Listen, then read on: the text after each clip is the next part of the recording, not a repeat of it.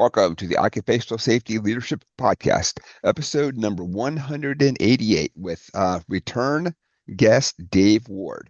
Uh, in the first one that we talked about in episode 158, we had talked about we would sit down and go over on page 94 of Dave's book the 10 values that he has for safety.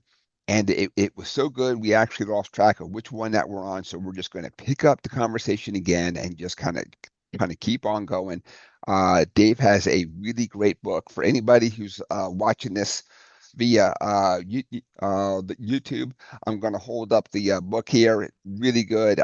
I would recommend it for any person in safety out there to really sit down because a lot of times in safety we end up focusing in on the dollars and the cents, and we're going to follow the OSHA regs, and we're going to this.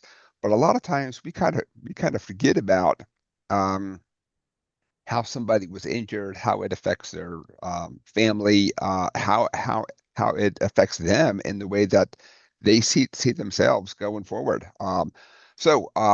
Dave does a really good job of really kind of taking a lot of these stories, adding the human element to it because we're really good as safety folks on getting rid of hazards and all that, but we don't always think then about that person. So Dave has done a really good job on that then. So Dave, let's just dive right back into it then on your 10 values of safety. Sounds good. Well, when we talked about it before, the 10 values are employee safety, accountability, expectations, leadership, integrity, commitment, customer service, honesty, empowerment, and ownership of your word. And when we look at the value of safety, it really is a commitment from upper management. How are they valuing safety? What value do they place not only on the word safety, but maybe on an employee's life? What type of value is placed on an employee's life? So when you look at that, and as we talked a little bit before, when we looked at commitment, how many CEOs, CFOs, COOs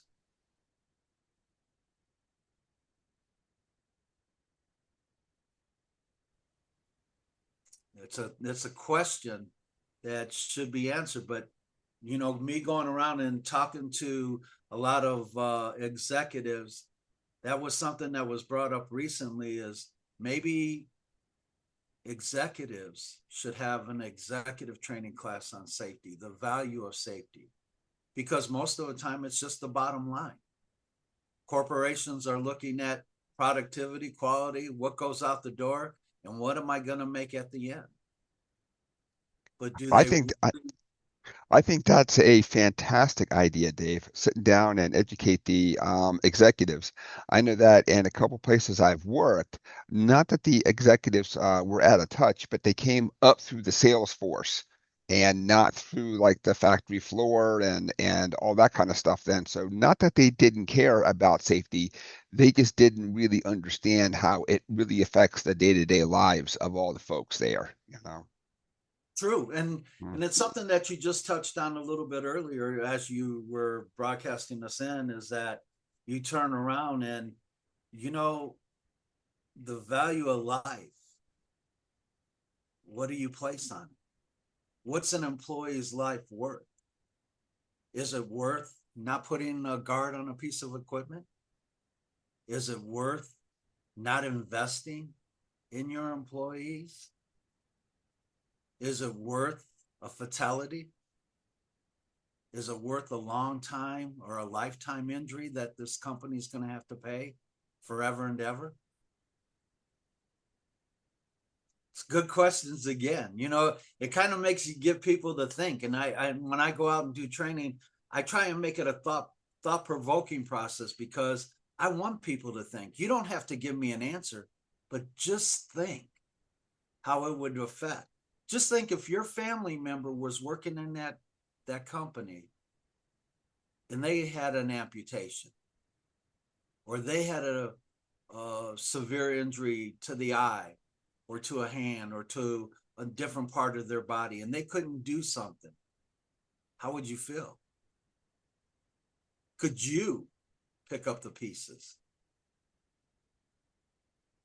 Yeah, I think that those are all questions that I hope that we never have to answer.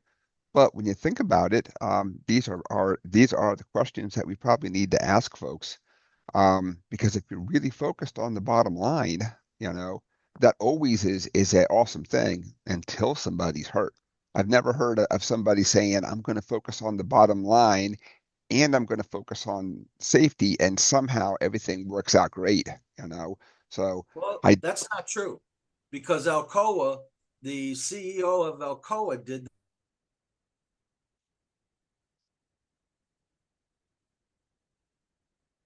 a number one aspect of our company. We're going to put safety above everything else in our company, and that includes the bottom line. And I mean, he really got some really strange looks, a lot of grumbling, but he did that, and they were most profitable during that time. oh, You know? right. But not that I'm saying not that I'm saying no, but that's it's really super rare to find that company out there that's going to really Oh, sit down and do that, you know. absolutely. And I think the reason they don't do it, Dave, is because we turn around and they're not educated as to the value of safety because safety doesn't give you that dollar right now, you know.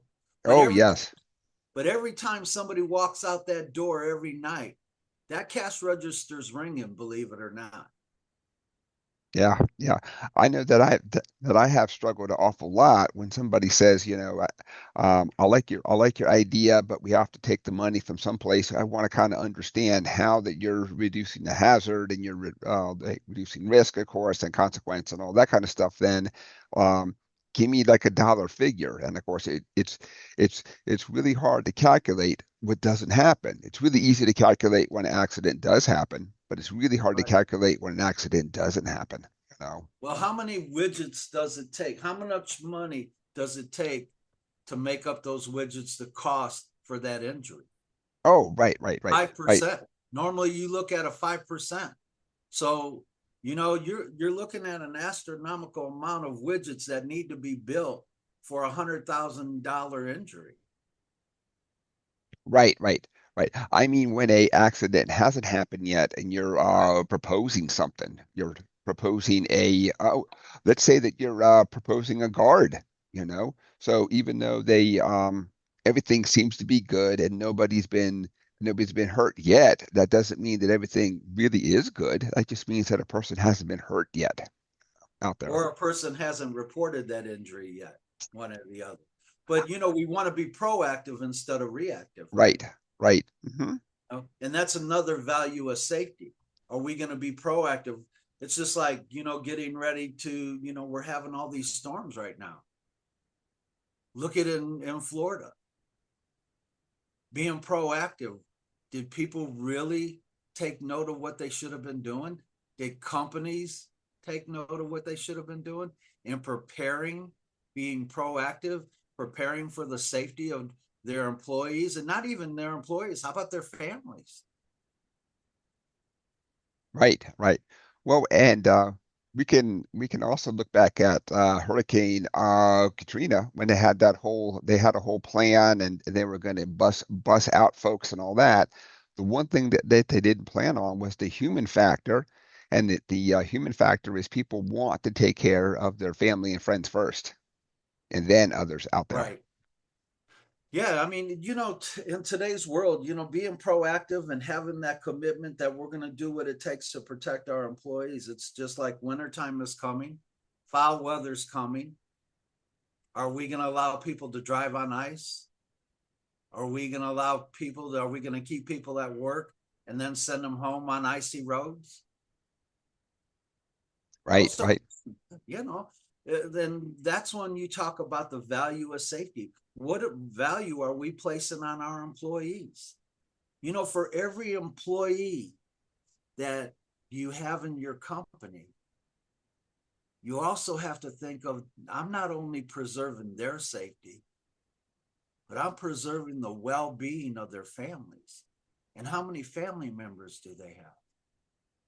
What are you going to do when you can turn around and say to somebody that, had a fatality at work, well, I could have bought a guard for $50, but I didn't.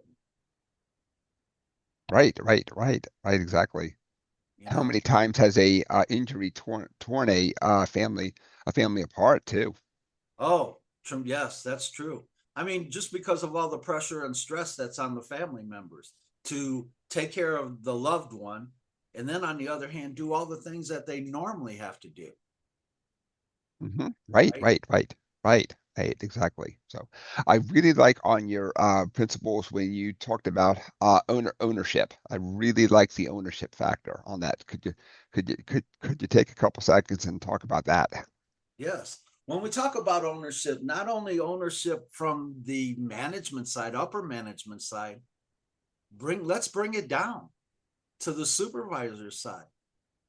And then let's bring it down to the employee side. There's ownership at every level when it comes to safety. But do we truly think about the ownership? And again, how many supervisors are over inundated with doing five things, five different hats in trying to maintain safety? Right. Oh, I would say most are. Yeah, I mean, we're running to meetings, we're doing other things. We got our hands in five different pots here and then turning around. But who's watching the employees doing the work? Right.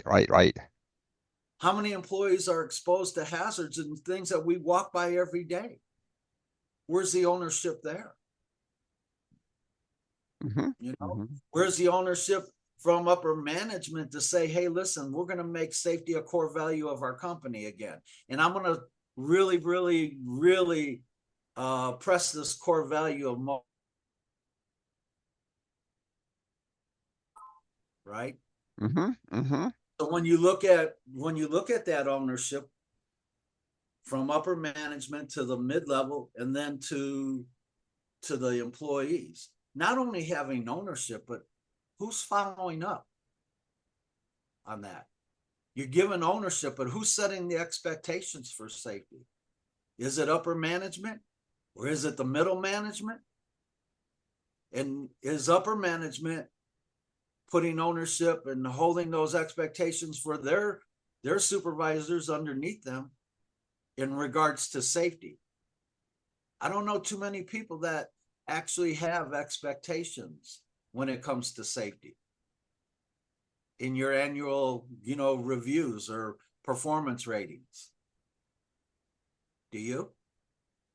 No, I don't. I don't now. So I can kind of think back about the history of the various companies. I guess I've been doing safety a little over 30 years, and it was always something in there. I'm trying to think exactly when I didn't see it in there anymore. Probably about the mid, no, probably about the late 90s, early 2000s, around there. It kind of seemed to fade out, and I'm not sure if something took its place or it was just so squeezed out by other things out there. But again, you can't hold anyone accountable unless you set the expectations. And that's a part of, ownership. You got to have that buy-in to safety. Is your CEO bought into safety? Is your supervisors bought into safety? Are your employees buying into the safety program? Is there that ownership? Do they feel like they're a part of something that's bigger than the company? Yeah, I think that buy-in is hard because quite a few of folks have told me that the companies will start something and then not see it through to the end, and then in 4 or 5 months they'll have a brand new program out, and it'll take off, it'll be good, and then it'll kind of fizzle out. So I think that some employees have just almost have that. I'm going to kind of sit back and wait. I'm not going to buy in too much because I've seen this before, and Right. they just haven't followed through. So I'll just wait and kind of see if it really takes off. Absolutely. It's, we call it the flavor of the day. It's just kind Oh of, yes, yeah, yes. yep. It's, you have the flavor of the day. Here it comes. We're going to push this out. We're going to put signs all over the place. We're going to make it well known. And then 2 weeks later, oh, we got something else that we want to promote up, and we're going Yep. to do the same things. And, most people do that with their accident ratings. When you go into these companies today, I had companies, 3,000 injury, and you're a manufacturing company. How is that possible? Right, right, How? right. How is having 3,000 days possible of not having a work-related injury being in a manufacturing or a meat processing plant? I mean, I could see that maybe in a retail, but I can't see it in a manufacturing company. People are getting injured and not telling you. Why aren't they telling you? Well, Uh, they think the company won't do anything. They also have they must have some kind of reason behind it, and maybe the reason is they've been told not to, or we'll just look the other way. We could tell that you're hurt. We'll just accept that you're not performing well, and then eventually you're better again. right. Hmm. Hmm. And it comes to the point when again, we talk about ownership. You got to stand by your word, right? And that goes from commitment to upper management, to the supervisors, even to the employees.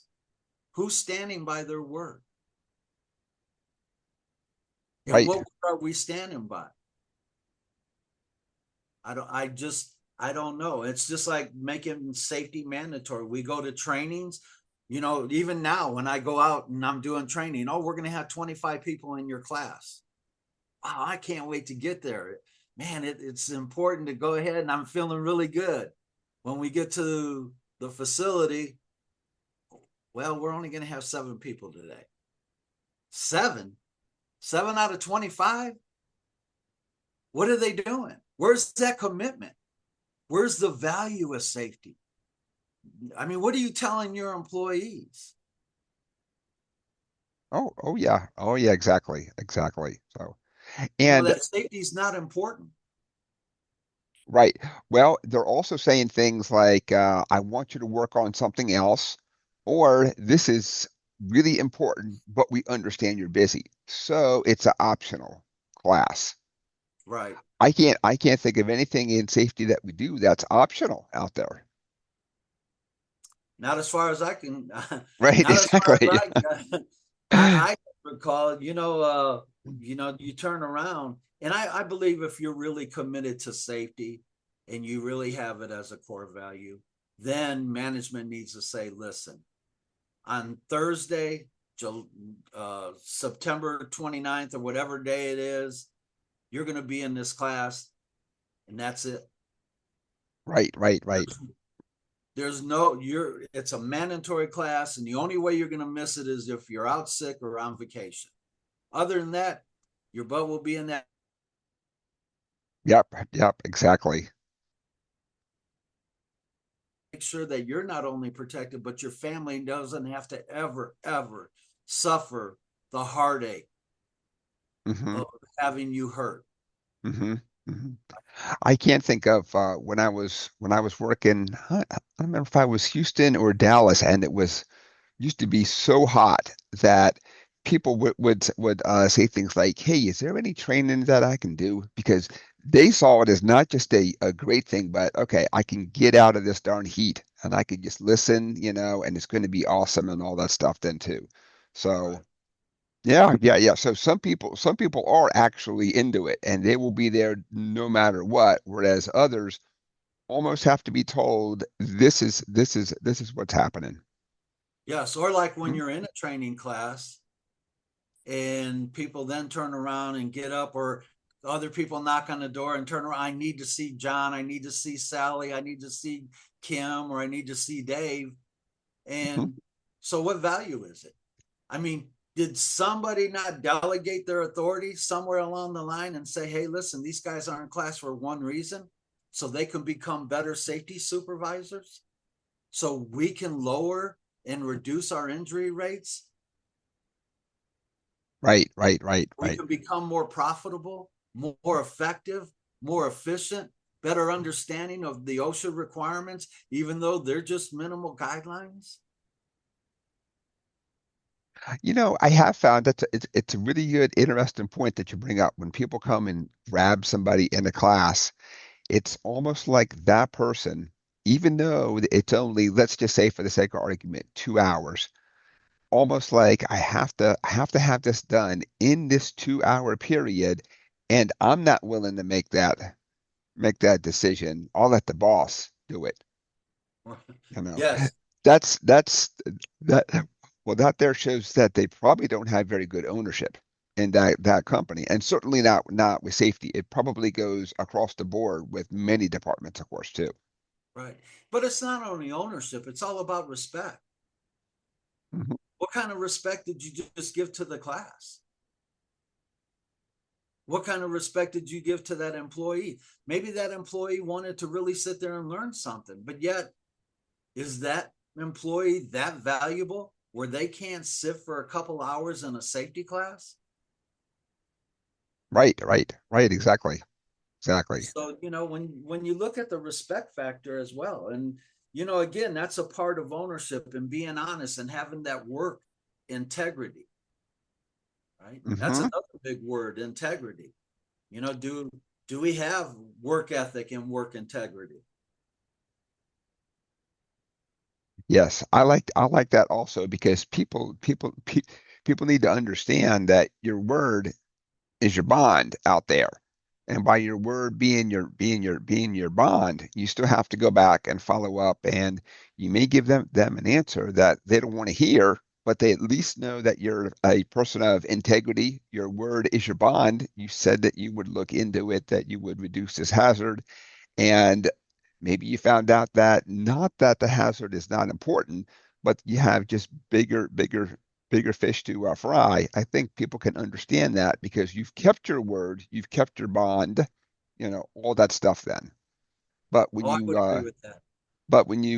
like solicit ideas and don't follow up, or even worse, you don't do anything about it, you've just really lost folks then in safety. Oh, yes, you have. It's just, Hmm. we talk about that in a supervisor accountability training that I provide. And it is tremendous when even you walk by people who are doing things unsafe and you don't say something, you Right, know, that's right. Hmm. silent consent of saying, yeah, it's okay, or I don't care, right? But then it's the same thing with that integrity. You have to turn around when somebody knocks on your door and says, hey, Dave, we have a problem on line 3. Okay, what's the problem? Oh, well, there's oil spraying all over the floor, or, there's a guard that's missing, or we can't get the e-stop to function properly, or whatever the case may be. Oh, okay, I'll talk to you later about it. Why doesn't the person just get up and go out and take a look and truly understand what the hazard is or what the concern really is? Maybe Exactly. the individual can't articulate how important it is, but if you were to get up off your desk, out of your office, go to the floor and evaluate what's going on, maybe you can see how important that issue could really be. Oh yes. Oh yes. I think it's actually really super important to walk the floor as often as you can. I do understand that as safety folks, we have some forms and paperwork and some SOPs to do and all that, but a lot of our work is not done at a desk. It's really out. You talk to the folks and then figure out what has to be done too. Right. And I'm not talking about just safety people. I'm talking Mhm. about when an employee brings an issue to one of the supervisors, one of the leads, or members of management. Do we really take that? Do we really fully, truly understand what that employee is trying to say? And we take it by word instead of getting up out of our office, stop the typing on the computer, and take a minute, take the employee out to look at machine number 4 and truly evaluate it. Because that hazard may be more significant than that employee even. Oh, yes, yes, yes, yes. I think it's Yeah, you really go, important. I think it's yes. I think it's really important to get out there look at the situation for yourself, of course, you know, and really take action to get the thing done. I do think that that we will run into people in life that all that they want to do is please others, and you could sit at your desk and you can make a phone call and say, "Hey, I just heard the following thing. Go fix it," and they'll and they'll say it's done. It may not be done in a real good standard because they're so focused on I got to be nice, I got to get along with everybody and that kind of stuff. Then so I have found that there's a few safety folks who have a hard time with confrontation, I'll call it. Oh, absolutely. Hmm. Especially, you bring up a lot of great points, and you're bringing up things, that you can stretch over here and stretch over here. It's just like incident investigation. Let's take that just based on the comment that you made. Most people, to find the truth, you have to ask the hard questions, right? Hmm. And are you able to ask those hard questions? It's just like I was talking to another group, and you have to be willing, no matter where it takes you, because it could take you to management, Oh yeah, it could yes, take yes. you to upper management, it Hmm. could take you to human resources, it could take you to the plant manager. It's not always the employee's fault, Right, right. right? And sometimes we don't want to open up that Pandora box, and we only focus on the employee, right? Especially in today's world. We're short staffed. We don't do the appropriate training. We don't have supervisors that have the time to actually watch and observe everything that's going on. But there's still a root cause of why the accident happened. Oh yes, oh yes. There's always a root cause, and you can always take that onion and just keep peeling and peeling and get to that center eventually. Right. But do people want to ever acknowledge that it could be the executive staff at I fault? well, I have found a few that will do that, but a lot of people are willing to stop at it has to be Joe's fault because Joe just isn't careful, Right. you know. Exactly. And it goes back to what you said, people want to please each other. People don't want to stir that pot. I want to be your friend instead of helping you out. But I think as a good safety professional, I think as a good supervisor, it's not confrontation, but what you're doing is showing people that you truly care Oh, right, right, right, right, right. to do that, or why were you putting your hand towards that guard or trying to circumvent the safety system here, because it affects everyone. Right, right, right. And not to dive into the like philosophy of things, but I think at times when I've kind of watched things like confrontation and I've kind of sat back and thought about it, it's not that I think the person has a hard time with confrontation talking to the person. I think that they don't want that those feelings brought up in themselves. Of I feel uncomfortable, I'm unsure, I don't really know how to go forward you know. So I find that it's actually pretty selfish to worry about yourself and not worry about, of course, obviously, how do I fix this problem, regardless of where the answer takes me. I have to Right. follow the data, Yeah, you got to follow the facts. right? You turn around and you make sure, if you follow the facts, you can never ever put yourself in a bad position, right? Right. It's when you start assuming, it's when you start uh you know pre-thinking that, or judging Dave because it was Dave's fault right away, and you want to focus just on Dave and leave the rest of the people alone because you don't want to step into that other arena. Right, right, right, right. I am I am amazed at how when you really start talking to folks, they'll really open up and say things like, "Well, I saw this happen, and I probably should have said something a long time ago, but I didn't."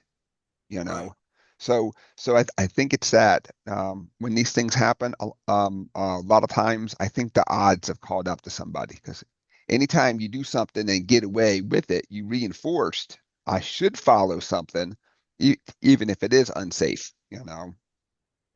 Well, it So, goes, again, it's that you have to take some responsibility yourself. right, I don't care exactly. what position you're in. Safety is everybody's responsibility. It's not just the safety manager's responsibility. It's not just the CEO's responsibility. It's not just the supervisor. It's everybody's responsibility. And, Hmm. we all need to turn around. But in today's world, I understand we're short staffed. People are doing 100,000 things. But however, we still have to take a step back Hmm. and see Hmm. what's truly important, right? Hmm. And if you value life, if you value your employees, if you're committed to your employees, and we'll just go down that list. If you're committed, if you have value, if you're honest and you have that integrity, then you're going to be okay. Hmm. Hmm. Hmm. Or, it's just like that somebody, nobody, and everybody, right? Doing your jobs and stuff. I didn't do it because I thought somebody would and nobody did.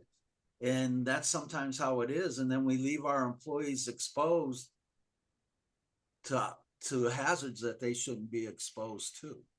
Yeah. Yeah.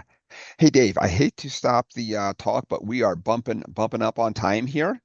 Um, so I think what I would like to do is to have you back to wrap up this talk, of course, for a part three. And then if you can, let's look at doing another podcast out there where we talk about accident investigations, because that's definitely a spot that I need help in. Um, and I'm not sure if I've just been really lucky or blessed, or I just have not had that many accidents to really go back and investigate. So that's always something that I'm looking for extra tips, tricks, anything out there to kind of get more info. So, but Yeah, we before can we do that. wrap up for the day, could you let folks know how to catch up with you, where your book is, and all that good stuff? Yes, you can purchase my book on Amazon, Barnes and Nobles, Kubu. You can go to my website, davidaward.com or davidawardSenior.com. Again, it's a compelling book. It's honest, it's open, it's real. I think people will get a lot of value out of it. If you go to Amazon and take a look at the reviews, or LinkedIn, I have some reviews there, or even on my website, check out the reviews. I think it's a book that everyone should read, from upper management to the lowest employee. Awesome, Dave. Thank you so much. And with that, episode number 188 is complete. I want to thank everybody for joining me today. Have a great day.